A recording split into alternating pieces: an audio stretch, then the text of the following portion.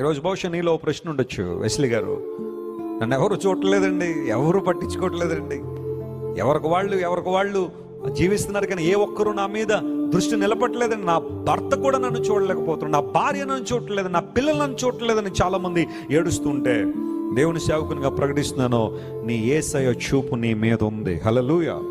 ఆ చూపు చాలు ఈరోజు నువ్వు నిలబెట్టబడ్డానికి, శత్రువుని జయించడానికి, ఉన్నతమైన ఆధ్యాత్మిక అనుభవాల చేత నువ్వు ఎదగడానికి ఆ చూపు చాలు.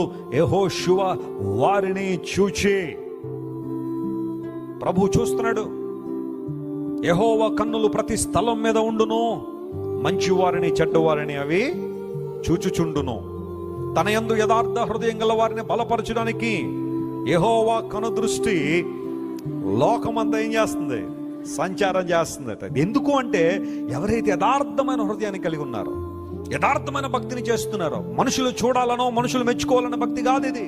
నా దేవుడు నేను అనే భావాన్ని కలిగి ఉండి నిజంగా దేవుని ఎవరైతే ఆరాధన చేస్తారో, నిజంగా దేవుని ఎవరైతే ప్రేమిస్తారో అలాంటి వారిని బలపరచడానికి దేవుని కనుదృష్టి లోకమంతా సంచారం చేస్తుంది.